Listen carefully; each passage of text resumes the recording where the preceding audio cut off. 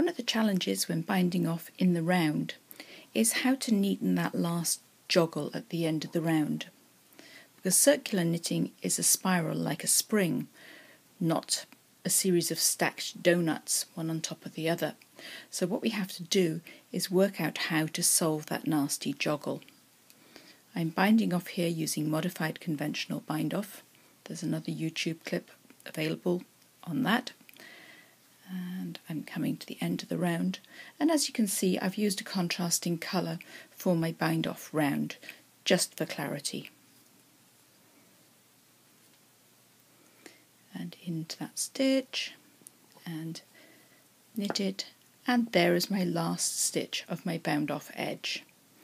Now this pink stitch here is the first one of the bound off edge, and classically when I finish this piece of knitting I'm going to have that sort of doorstep between here, which is actually the next round, and this stitch just here. But we can tidy that up just beautifully. So the first stage is to elongate that last stitch of the bind off. So rather than taking the tail and posting it through, I'm just elongating the stitch until the tail pulls through. Now because this is a modified conventional bound off edge, and we've used a contrasting colour, it looks just a little different to a regular bound off edge because, especially with the contrasting colour tends to peep through, but all we have to do is sort of massage that chain and it will look just like a normal bound off edge, which is what it actually is.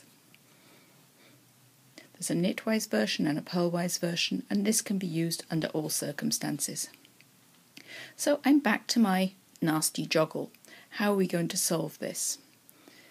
This, by the way, is just where I tied on my contrasting colour yarn, so I'll just tuck that down outside. Now, the first thing to do is to see where your first stitch lays drunkenly on its side. When you start binding off, the first one bound off sort of leans over and droops. And it's easy to identify when we have two colours, but if you look hard enough on regular knitting, the one underneath it from the previous round is still sort of standing up vertically, but the one that's leaning drunkenly, that's the stitch we need to identify. So that's stitch 1. Now if I take the tail of the yarn that I pulled through that stitch when I elongated that last stitch and thread it,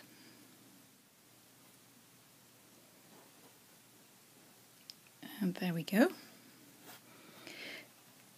This is leading out of the last stitch I bound off, so that's the one before, and this is the remains of the last stitch we bound off. So I can take it round the base of that first stitch we bound off and pop it back in to the stitch it came from and the one underneath. And now I just adjust it. And that smooths and unifies the whole of that bound off edge. What a difference, that one little stitch. It's actually technically a one stitch graft. And all we have to do now is hide the tails inside the project. But that one little detail will make all the difference. And if we think of this in terms of numbers of stitches, if I had a 20 stitch round, when I elongated that last stitch, that would have left me with 19 chains along the top. And when I sewed with my tail that last stitch back in place, I'm actually putting the 20th stitch back in place.